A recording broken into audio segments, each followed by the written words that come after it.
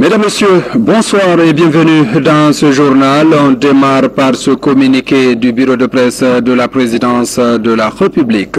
Suite aux douloureux événements survenus à Bamako le vendredi 20 novembre 2015, le président de la République, professeur Alpha Condé, président en exercice de l'OMVS, a proposé à ses homologues présidents du Sénégal et de la Mauritanie de se joindre au peuple malien pour décréter 3 jours de deuil national à compter du lundi 23 novembre 2015.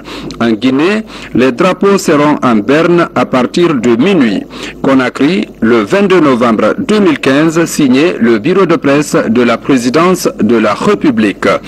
Le président de la République, professeur Alpha Condé, a aussi présenté ses condoléances au Conseil des sages de Kindia à Conakry et à la famille de Adjatigui Danké Diakhaby, une doyenne décédée vendredi au Maroc à l'âge de 80 ans. Fodé Camara. Le chef de l'État, le professeur Alpha Condé, s'est rendu ce matin au siège du Conseil des sages et ressortissants de Kindia à Conakry. Le président a tenu à présenter ses condoléances à la famille de Adjatigui Danké Diakhaby, décès survenu le vendredi dernier au Maroc. La défunte a marqué l'histoire politique de la Guinée sous la Révolution. Ancienne présidente de la JRDA, gouverneur de Fria, députée sous la Deuxième République, Adjatigui Danké a été aussi présidente du REPMAP. Au sein de la Manoriva Union, son apport pour la paix est immense. Le président de la République a tenu à saluer ce matin la mémoire de cette illustre doyenne qui a tiré sa révérence à 80 ans.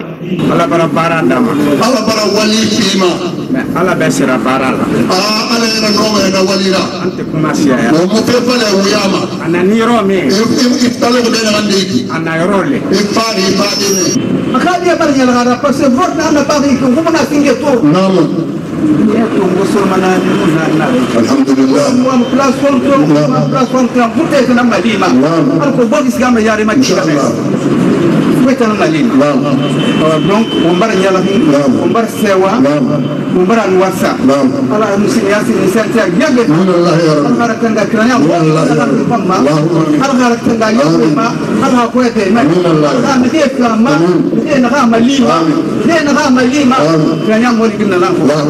La dépouille de Adjatigui Danké Diakhaby est attendue mardi à Conakry.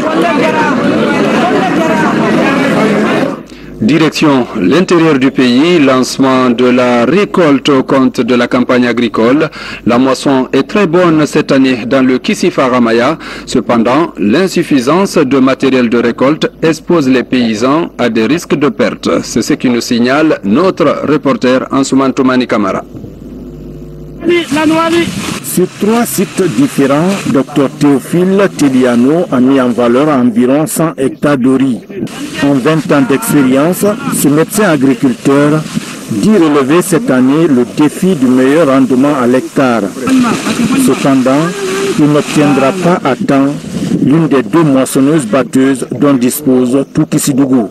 Si vous voyez les grandes superficies comme ça, se faire récolter à la main, et vous voyez les petites mains d'œuvre qu'on a, des petits paquets de 5, 8, 9, 10 personnes. Exceptionnellement, il peut y avoir des grands mondes des villages, et c'est parce qu'il n'y a pas de moyens de récolte, précisément les laverdas.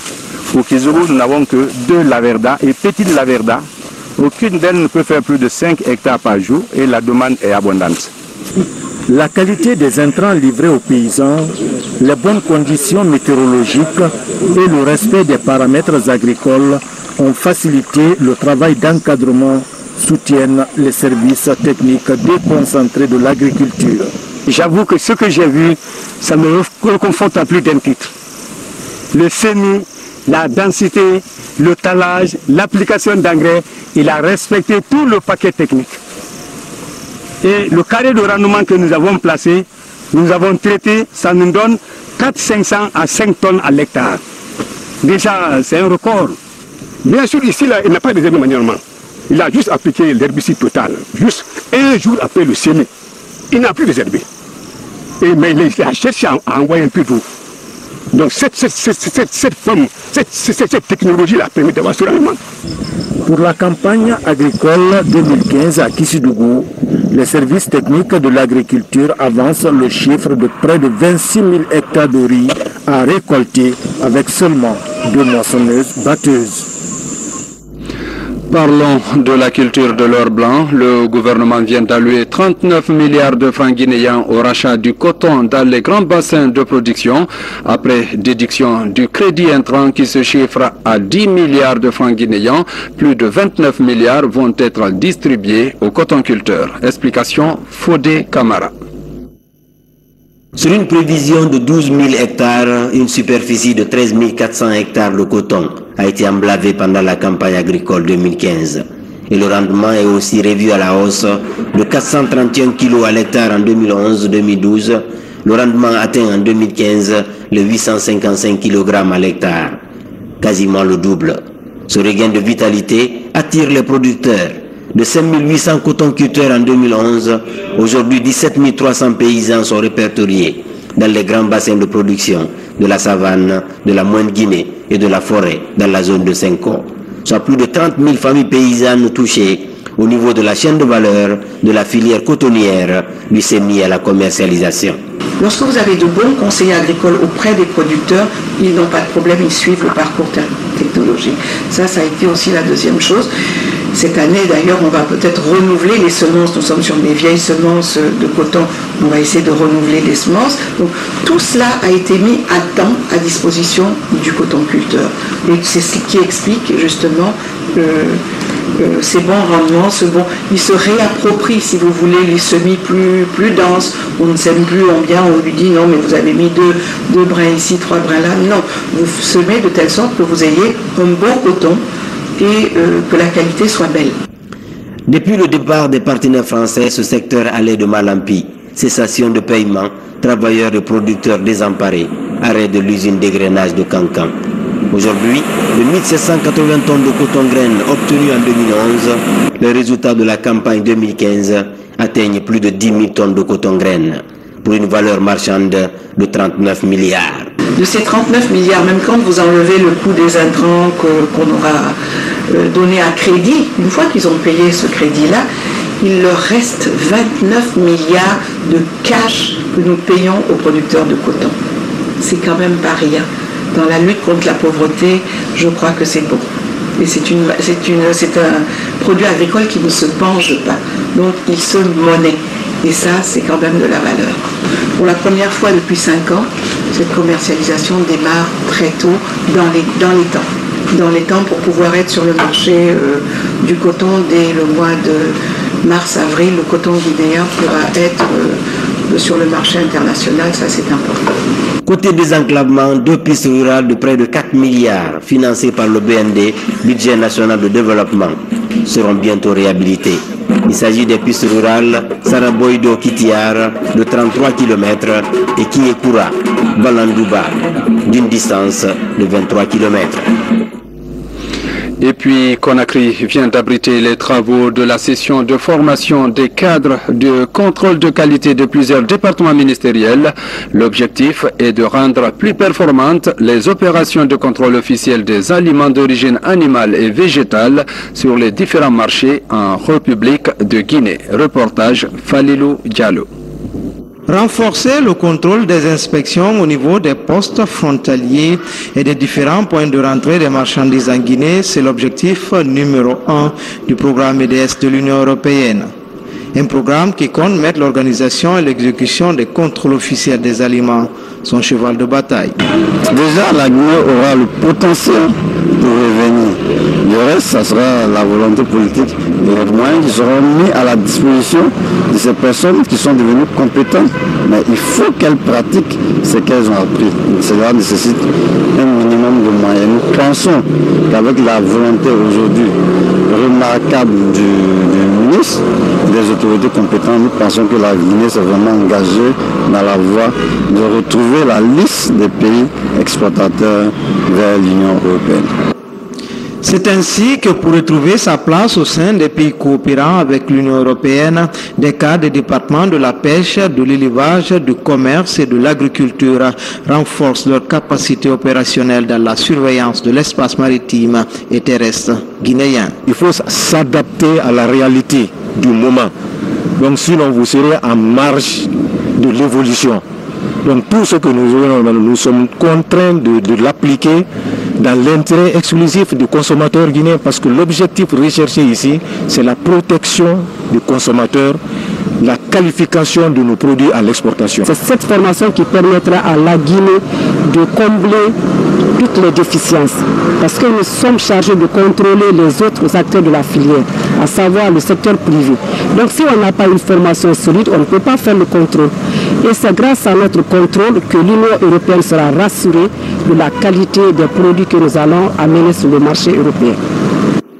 L'application des mesures et méthodes définies au sein de cette rencontre entre acteurs de la chaîne alimentaire pourrait à coup sûr replacer la Guinée au cœur des négociations commerciales internationales. Le 21 novembre de chaque année consacré à la pêche, cette journée a été célébrée samedi pour la première fois en Guinée. À l'occasion, des pêcheurs venus de tous les débarcadères ont échangé sur le bon fonctionnement de ce secteur. Reportage Tcherno Maroufba, Abdelaziz Baldé. La journée mondiale de la pêche artisanale a été célébrée en Guinée sous le thème paix et réconciliation. Les professionnels de la pêche artisanale venus de tous les débarcadères du pays ont répondu présents au rendez-vous. Des échanges sur les difficultés du métier et le renforcement de la collaboration ont marqué la rencontre.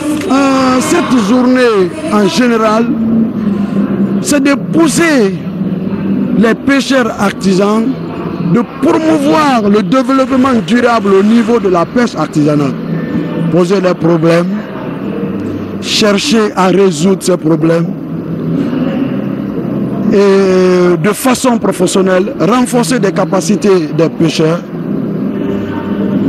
C'est en cela que cette pêche représente, parce que c'est une rencontre qui va regrouper des milliers de pêcheurs que vous n'allez pas voir des années, qui vont se rencontrer dans un même lieu, parler de leurs problèmes, pour qu'ensemble on trouve solution.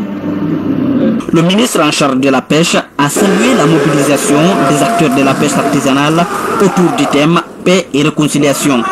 Zarine Kamara a invité ses professionnels à plus de solidarité et de rigueur dans le travail, ce pour ravitailler les marchés locaux en poissons de qualité.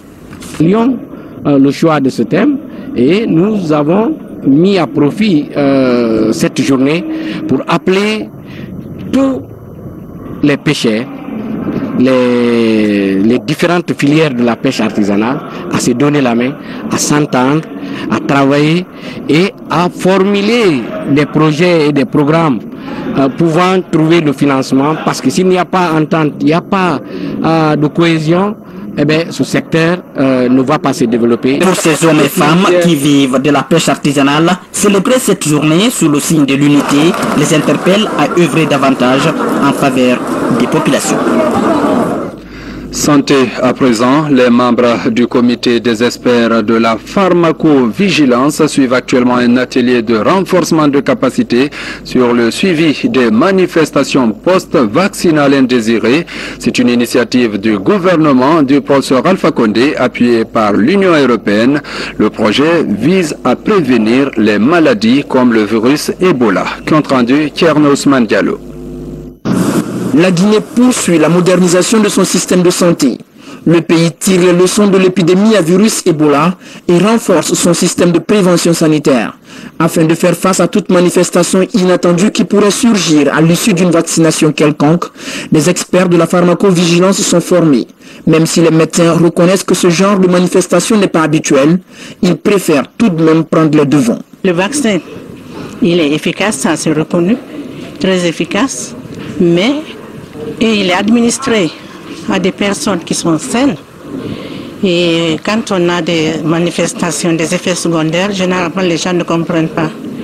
Mais avec le comité national d'experts, nous allons étudier tous les cas d'effets secondaires qui vont se produire et nous allons les investiguer s'il le faut et nous allons en tout cas faire tout pour les prendre en charge pour que la population soit satisfaite.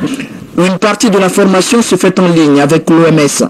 Les 20 participants apprennent des modules notamment sur les types de vaccins et leur sécurité, les manifestations post-vaccinales indésirables et la communication. 5 jours de retraite sanctionnés par une attestation obtenue en ligne après avoir réussi différentes évaluations pour intégrer le cercle du comité d'experts de la pharmacovigilance au suivi des MAPI, manifestations post-vaccinales indésirées. La Guinée est en train de sortir Ebola grâce à toutes les interventions, mais surtout au vaccin qui s'est avéré efficace. Et d'ailleurs, nous sommes à l'orée d'une conférence internationale qui va avoir lieu sur l'accélération de la disponibilité des vaccins contre les fièvres hémorragiques, contre la fièvre Ebola et les autres épidémies. Le forum il est annoncé pour le 27 au 29 à Conakry. Pour une meilleure représentativité du comité à l'intérieur du pays, il est annoncé la création très prochaine des points focaux pour le suivi des MAPI. Et à Kindia s'est tenu aussi un atelier d'élaboration du plan stratégique d'hygiène, d'assainissement et de gestion des décès communautaires. Le projet s'inscrit dans le cadre de la lutte contre les épidémies. Les précisions avec Cheikh Sanoussi Sankon. Même si sur le plan de la stratégie nationale d'hygiène, d'assainissement et de gestion des décès communautaires, 21 892 enterrements ont été sécurisés et 32 811 maisons désinfectées, crier victoire serait prématuré pour ces acteurs de la riposte à l'épidémie. Cet atelier d'élaboration du plan de la stratégie nationale dans le cadre de la lutte contre les épidémies est d'une importance incalculable. Organisée par la Croix-Rouge, la rencontre a permis d'ébaucher tous les points liés à la sanitation et à plusieurs autres aspects de gestion des décès communautaires. Après la cérémonie d'ouverture sous l'égide du ministre de la Santé publique, accompagné de son homologue de la communication, les participants, après 3 jours de concertation, se sont réjouis de la pertinence des thèmes et salué l'initiative. Je remercie à l'équipe de planification qui ont bien préparé une ébauche d'objectifs et activités pour notre révision. Et je suis bien encouragée. La Guinée aurait un système de surveillance bien préparé pour la prochaine épidémie. Nous, fédération, nous ne ménagerons aucun effort pour continuer le beau travail qui a été fait. La Croix-Rouge était là avant l'épidémie, elle est restée pendant l'épidémie, elle y restera après l'épidémie. Pour la coordination nationale du riposte, Ebola est devenu une opportunité qui permet désormais à nos structures sanitaires de faire face à toutes les épidémies. Vous avez réfléchi et vous avez élaboré une stratégie qui nous permettra de mettre en marche une feuille de route pour que notre slogan tienne la route, la maladie oui, l'épidémie plus jamais sur ce territoire. Les participants se sont félicités des résultats enregistrés, surtout que depuis quelque temps, la Guinée ne compte plus aucun cas notifié de la maladie Ebola, d'où le slogan « Oui, la maladie, mais plus jamais d'épidémie ». Santé encore dans la commune de Matam, la fréquentation des communautés aux différentes structures sanitaires connaît une baisse considérable. Les raisons évoquées sont multiples. Nos reporters Thierno Marouf Ba et l'âge Seydou Bandiaï ont suivi les assises organisées pour pallier à ce problème de fréquentation des hôpitaux dans la dite commune. Voici leur compte rendu. Le CMC de Matam, ce centre est aujourd'hui moins fréquenté par la communauté. Ce phénomène résulte de la non-collaboration entre communautés et prestataires de santé de la commune de Matam. Selon l'administration, les patients viennent d'autres communes. Pourtant, ce centre doit être profitable aux populations de Matam. Donc, on voudrait que la communauté de Matam. Donc, on a vu que l'affluence diminuait de leur part. Les gens quittaient d'ailleurs pour venir vers nous. Sur ce, ça nous a un peu embêtés. À quelques mètres de ce centre, les représentants des 24 quartiers de la commune et prestataires de santé tiennent depuis 3 jours des assises pour améliorer la fréquentation dans les services de santé. Cette rencontre a permis à ces deux entités de passer en revue le problème et trouver la solution pour une meilleure fréquentation des services de santé de la commune. Je suis très contente de la rencontre avec la communauté parce qu'à peu près tout ce qu'ils ont dit, de près ou de loin, c'est notre comportement. C'est notre comportement, on ne peut que nous-mêmes nous reprocher ce qu'ils ont dit.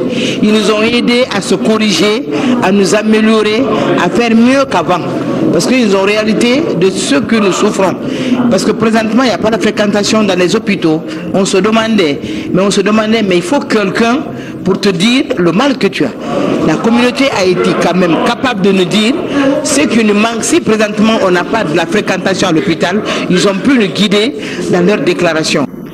Financé par le projet HC3, ces assises sont la meilleure manière de rapprocher les centres de santé des patients. Nous engageons ici une discussion à bâton rompu entre ces parties prenantes pour que, au terme de discussion, qu'on puisse connaître les problèmes liés à la non-fréquentation des structures de santé. Et ces discussions nous permettent alors d'élaborer ici un plan d'action. La communauté aura vraiment à donner alors les problèmes qui font qu'elle ne vient pas au centre de santé. Les prestataires aussi vont alors dégager les difficultés qu'ils rencontrent dans l'exercice de leurs fonctions. Et le plan d'action qui va être mis en place va être suivi par une équipe qualité. Au terme de ces assises, la communauté s'est engagée à mener une sensibilisation continue auprès des populations pour améliorer significativement le niveau de fréquentation des centres de santé de proximité de la commune de Matam. Autre sujet de l'actualité, la situation des Guinéens de l'étranger au centre des préoccupations du gouvernement. Récemment, le ministre délégué des Guinéens de l'étranger était à Dakar, dans la capitale sénégalaise. Sanoussi Bantamasso a organisé une rencontre d'information avec ses compatriotes vivant au pays de la Teranga.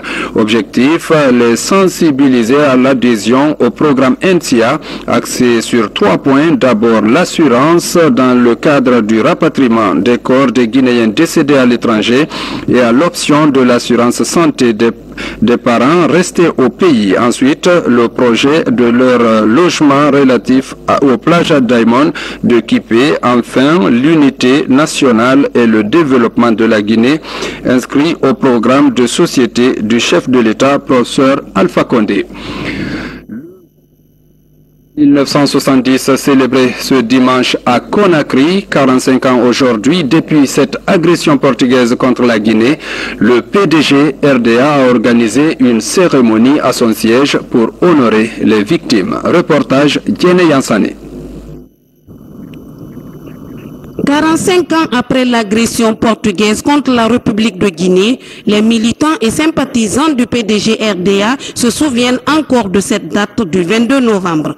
Tout a commencé par le dépôt de la germe de fleurs pour honorer la mémoire de tous ceux qui ont perdu la vie ce jour pendant l'agression.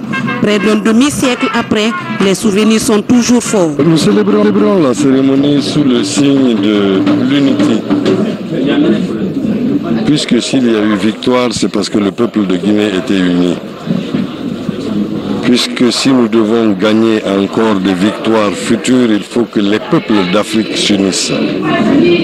Nous célébrons aussi la victoire pour magnifier le sacrifice de ceux qui ont perdu leur vie de façon tragique lors de ces éléments, et tout le long de notre histoire. L'agression du 22 novembre a été une occasion pour les Guinéens de s'affirmer et de montrer qu'ils sont unis et indivisibles. Là sont des valeurs qui sont plus ou moins négligées aujourd'hui. Donc c'est pour ça qu'on dit que pour bien préparer le futur, il faut bien connaître l'histoire. Le Camboiro, aujourd'hui Kankameyen, est l'un des symboles de l'attaque du 22 novembre. Ici, des prisonniers du mouvement de libération de la Guinée-Bissau avaient été libérés avant que la Guinée n'organise la résistance. 45 ans après, les Guinéens appellent à la consolidation de la paix. Nous solidarisons à la cause de la nation. Nous disons que ce n'est pas nos parents seulement qui ont été agressés, c'est tout le peuple de Guinée. Et nous sommes fiers qu'ils soient morts, armes à la main, pour défendre un idéal cher aux Guinéens, la défense de la patrie, la dignité, la personnalité et l'égalité. Les prestations de l'orchestre du 22 bandes de Cancan et du Théâtre National ont marqué cette cérémonie commémorative du 22 novembre 1970. Culture dans cette édition, élection au niveau des écrivains de Guinée. Lamine Kapi Camara et son équipe de 23 membres sont élus pour un mandat de 3 ans, une fois renouvelable.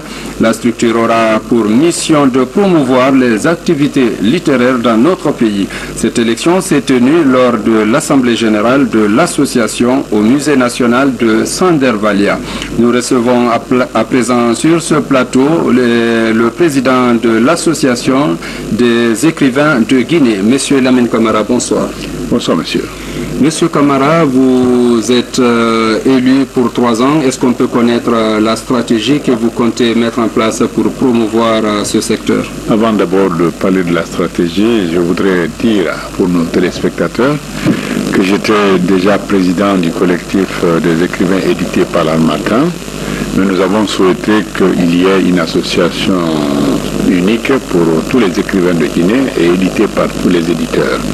C'est cette élection donc qui a eu lieu avec l'association des écrivains guinéens, l'ALG, et j'ai été élu, comme vous l'avez dit, président de cette association.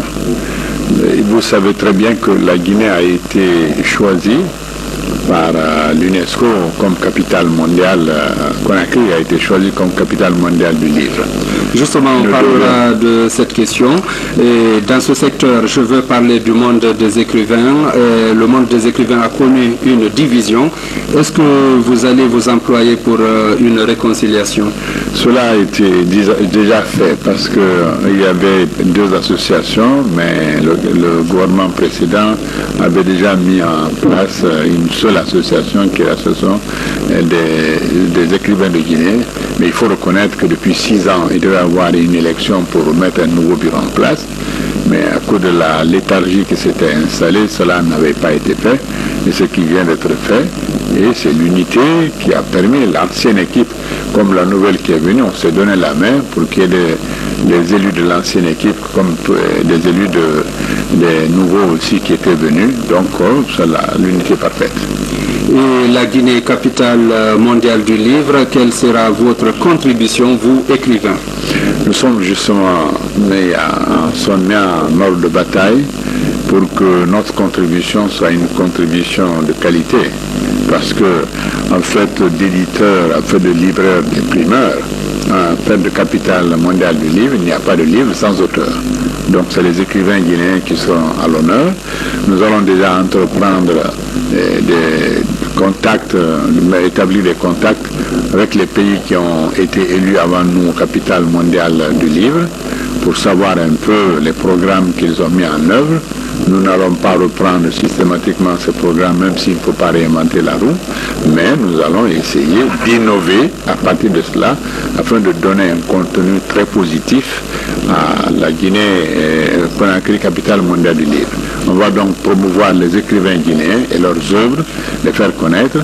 Et la nouvelle génération d'écrivains guinéens qui est arrivée, nous voulons faire en sorte qu'il y ait encore beaucoup de femmes, de jeunes femmes et de jeunes hommes qui viennent et que cela s'ajoute aux anciens qui sont les baobabs du métier pour que nous produisions en cette année 2016 le plus grand nombre de livres possible et qu'au moment où nous arriverons en 2017, que nos activités soient nombreuses pour que l'année soit bien remplie. Pour que l'année soit bien remplie. Avant de se quitter, vous avez certes un appel. L'appel que j'ai lancé, c'est que c'est un fait sans précédent. Parmi 193 pays membres de l'UNESCO a été choisi capitale mondiale du livre à travers Conakry.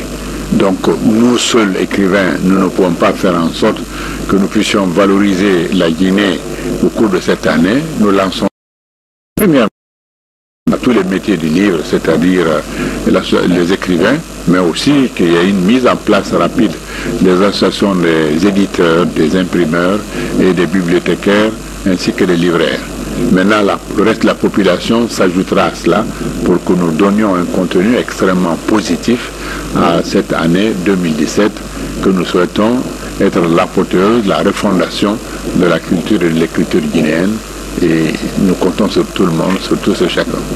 Monsieur Camara, merci d'être venu sur ce plateau. C'est à moi de vous remercier de m'avoir accueilli sur ce plateau à l'occasion de cette élection. Merci beaucoup. Merci. Autre sujet, page noire encore, au niveau des ONG de défense des droits de l'homme, c'est la tristesse. Dr Thierno Madjousso, président de l'Organisation guinéenne des droits de l'homme, décédé depuis le 3 novembre dernier, a rejoint sa dernière demeure vendredi dans son village à Dalaba. Mamadou Paté Baldé. Dans une profonde consternation que le peuple de Guinée a appris la mort subite de Dr Thierno Madjousso, président de l'Organisation guinéenne de droits de l'homme et des citoyens. Compagnon de l'indépendance et syndicaliste chevronné, Dr Thierno Madjousso a créé l'OGDH et en a fait un interlocuteur sur le plan national et international. Dr Somadou a consacré la quasi-totalité de sa vie à servir les autres, à se battre de justice, plus d'équité, plus partage des bienfaits. Un homme extrêmement brillant et engagé qui a fait énormément pour se battre contre l'impunité en Guinée. Décédé le 12 novembre 2015 à Conakry à l'âge de 84 ans, Dr Thierno Madjousso a reçu tous les honneurs avant d'être natal ou membre du gouvernement, ambassadeurs, parents, amis et sympathisants l'ont rendu un dernier hommage. Dr Thierno Madjousso a été un homme intègre, perspicace. Il a toujours œuvré pour la promotion des droits de l'homme. Il a toujours été un homme déterminé à défendre la cause des autres. Je garde Dr Thierno Madjousso un souvenir d'un homme intègre, un homme qui a su se battre pour la promotion de la paix, lutter contre les exactions qui se passent dans le pays, lutter contre les violations à l'endroit des femmes, à l'endroit des jeunes, à l'endroit de tout citoyen et plus de paix et de justice dans ce pays. Avant sa mort, Dr Thierno Madjousso avait pour ambition de créer une conscience citoyenne en vue d'amener chaque Guinéen à s'auto-prendre en charge en matière de droits de l'homme. Thierno Madjousso a été un homme, je ne peux pas dire un homme de Kébarim, mais de toute la Guinée. Il incarnait le principe de civilisation. Donc, il était très simple. Né le 3 novembre 1931, Dr a été inhumé dans son village natal à Kébali, dans la préfecture de Dalaba, où il repose désormais en paix. Il laisse derrière lui une veuve, une fille et des petits-enfants et une équipe à laquelle il a inculqué un certain nombre de vertus comme le respect de la personne humaine, la tolérance, l'intégrité morale et la persévérance dans le combat. Paix à l'âme de Thierno Madjousso. Fin de ce journal. Merci à vous qui nous suivez à Bigori et partout ailleurs dans le monde. Nous vous disons merci de l'attention et bonsoir.